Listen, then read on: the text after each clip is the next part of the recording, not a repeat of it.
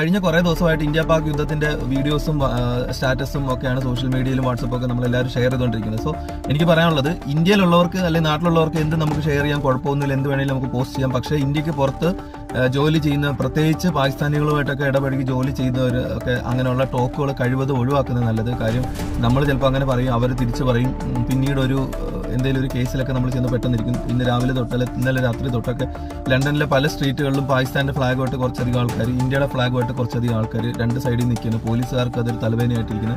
അതുപോലെ ഗൾഫ് കൺട്രീസിലൊക്കെ ജോലി ചെയ്തവർക്ക് തൽക്കാലം നമ്മൾ അതൊരു ടോക്കെ ഒഴിവാക്കുക. അവരെന്തെങ്കിലും പറഞ്ഞു വരികയാണെങ്കിൽ നമ്മളങ്ങ് ഒഴിഞ്ഞു മാറി പോവുക. കാര്യം നമ്മുടെ ലൈഫ് അല്ലെങ്കിൽ നമ്മുടെ കുടുംബം നോക്കാൻ നമ്മൾ മാത്രമേ ഉള്ളൂ. ഇതിനുള്ള തിരിച്ചടി ഇന്ത്യ ഗവൺമെന്റ് എന്തായാലും കൊടുത്തിരിക്കും. ബട്ട് നമ്മൾ പർട്ടിക്കുലർ ആയിട്ടുള്ള ടോക്കുകളിൽ നിന്ന് ഒഴിവായി കഴിഞ്ഞാൽ കുറേ പ്രശ്നങ്ങൾ ഒഴിവാകും. കാര്യം നമ്മൾ എന്തെങ്കിലും പറയുമ്പോൾ അവരുടെ രാജ്യബോധം അല്ലെങ്കിൽ പാകിസ്ഥാനി എന്ന പൗരൻ ഉണരും. ചിലപ്പോൾ അവർ നമ്മളെ പിടിച്ചിട്ട് അടിക്കും, നമ്മളും തിരിച്ചെന്തെങ്കിലും ചെയ്തിരിക്കും. വെറുതെ നമ്മൾ വിദേശ രാജ്യങ്ങളിൽ എന്തെങ്കിലുമൊക്കെ കേസിലോ കുരുക്കിലോ പെട്ട് കഴിഞ്ഞാൽ പിന്നെ നമ്മളെ ഊരിയെടുക്കാൻ ഈ പറഞ്ഞ ഇന്ത്യയും കാണത്തില്ല, പാകിസ്ഥാനും കാണത്തില്ല, നമ്മുടെ ബന്ധുക്കളും കാണത്തില്ല, കൂട്ടുകാരും കാണത്തില്ല. So then beware, maximum share ചെയ്യും. Thank U.